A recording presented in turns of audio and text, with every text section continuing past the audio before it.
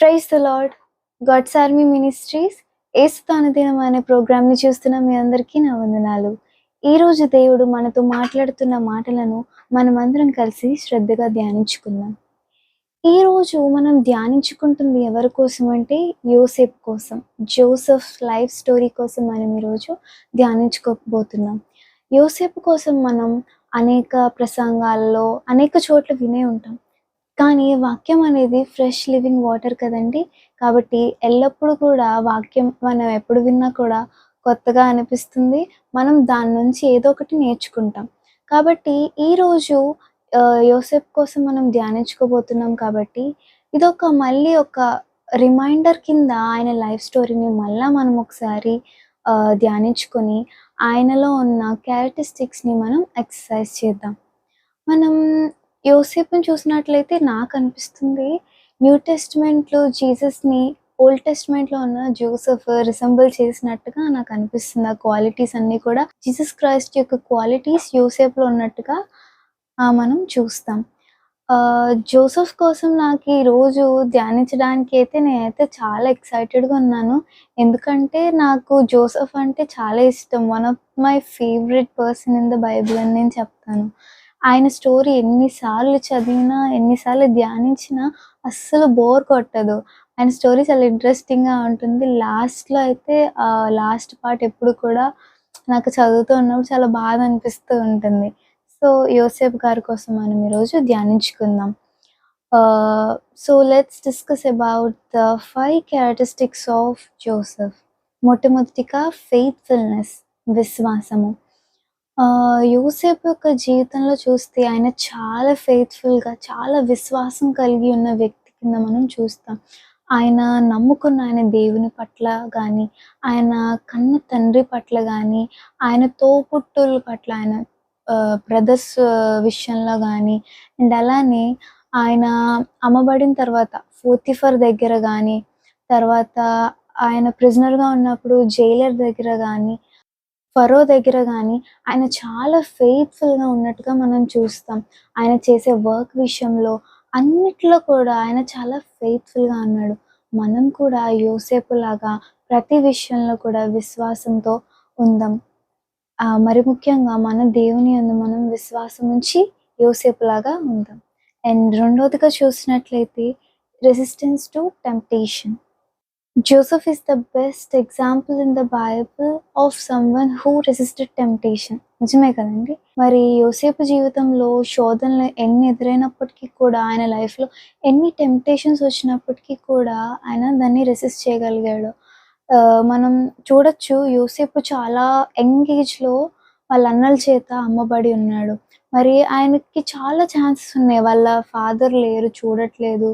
And కాబట్టి ఆయన ఏమైనా బ్యాడ్ హ్యాబిట్స్‌కి అలవాటవ్వచ్చు, అలవాటు పడొచ్చు. ఏవైనా ఛాన్సెస్ ఉండొచ్చు.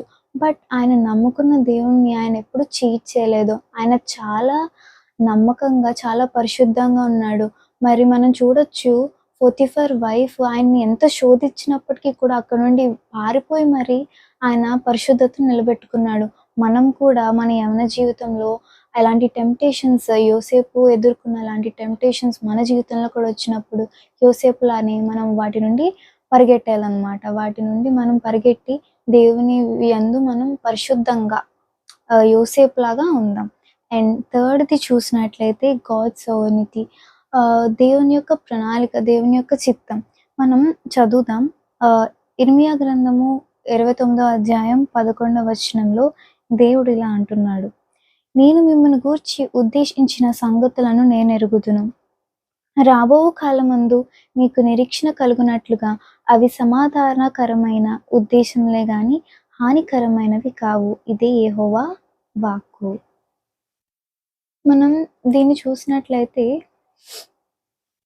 యోసేపు జీవితంలో అనేక కష్టాలు, చాలా డిజాస్టర్స్ ఆయన చిన్న వయసు నుంచి కూడా చాలా ఉన్నాయి. బట్ ఆయన అన్ని కష్టాలొచ్చినప్పుడు కూడా ఆయన చాలా స్ట్రాంగ్‌గా నిలబడ్డాడు కాబట్టి, దేవుని యొక్క ప్రణాళిక ఆయన జీవితంలో నెరవేరింది. దేవునికి ప్రతి ఒక్క పర్సన్ పట్ల ఒక ప్లాన్ ఉంటుంది. ఆ ప్లాన్ అంటే ప్లాన్ ఉంటుంది. ఆ ప్లాన్‌లో చాలా కష్టాలుంటాయి. దేవుడిని నమ్ముకుంటే చాలా కష్టాలుంటాయి. ఆ కష్టాలొచ్చినప్పుడు మనం స్ట్రాంగ్‌గా ఎప్పుడైతే ఉంటామో, యోసేపు ఎలా అయితే బ్లెస్ అయ్యాడో, ఎలా అయితే దేవుని యొక్క ప్రణాళిక యోసేపు జీవితంలో నెరవేరిందో, అలానే మన జీవితంలో కూడా నెరవేరుతుంది.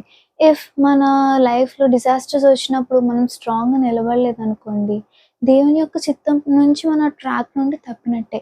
కాబట్టి మనము ఆయన చిత్తానుసారంగా నడవాలంటే మన జీవితంలో చాలా శోధనలు, కష్టాలు ఇవన్నీ ఒక టాస్క్స్ మనకి.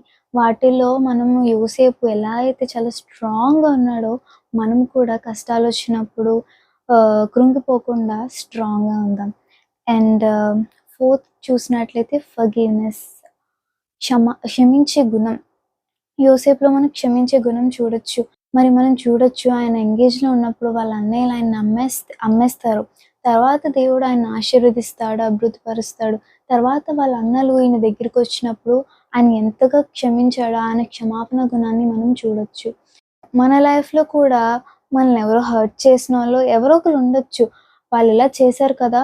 అని చెప్పేసి మనం గ్రడ్జ్ పెట్టేసుకొని అలా వారి మీద రివెంజ్ తీర్చుకుందాం అని చెప్పి అనుకోకూడదు. అక్కడ యోసేపు కూడా అలా అనుకుని ఉండుంటే ఏమవుదును?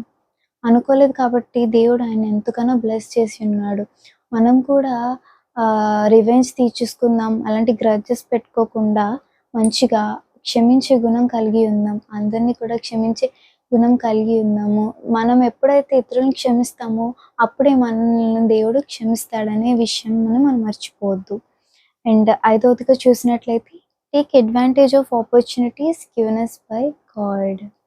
దేవుడు ఇచ్చే ఆపర్చునిటీస్‌నండి మనం చాలా జాగ్రత్తగా ఉపయోగించుకోవాలి. మనం బయట అడ్వర్టైజ్‌మెంట్స్‌లో చూస్తూ ఉంటాం కదా! గ్రాబ్ యూర్ ఆపర్చునిటీ నౌ అని చెప్పేసి ఉంటుంది కదా! ఆపర్చునిటీస్ అనేవి మన దగ్గరికొస్తాయిలే అని చెప్పి మనం కూర్చొని వెయిట్ చేయకూడదు. ఆపర్చునిటీస్ కోసం మనమే వెళ్లి పరిగెట్టే విధంగా ఉండాలనమాట. ఇక్కడ యోసేపుకి దేవుడు ఒక గొప్ప తలాంత్, ఒక గిఫ్ట్ ఇచ్చాడు. ఏంటి?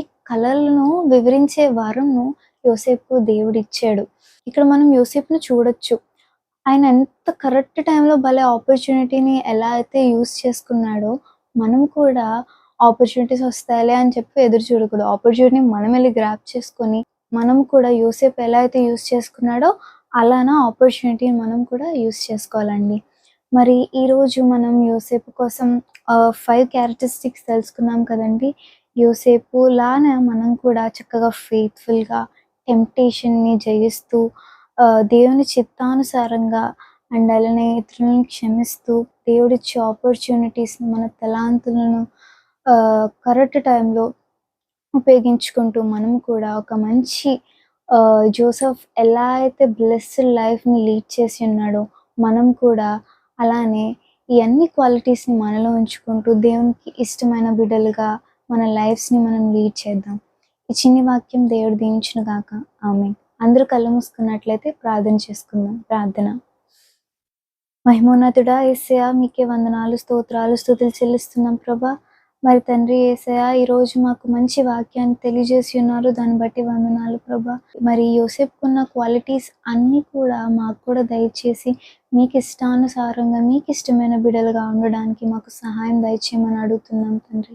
మరి అలానే తండ్రి ఎవరైతే ఈ ప్రోగ్రామ్‌ని చూస్తున్నారో వారందరినీ కూడా మీరే దీవించండి, ఆశీర్వదించండి ప్రభా. మరి ఈరోజు ఎవరైతే పుట్టినరోజులు, వివాహ దినోత్సవాలు జరుపుకుంటున్నారో మరి వారందరినీ కూడా మీరే దీవించి ఆశీర్వదించమని అడుగుతూ ఈ చిన్ని ప్రార్థన యేసు నామములో అడిగి వేడుకొంచున్నాం మా పరమ తండ్రి. ఆమేన్. God bless you. Have a blessed Sunday.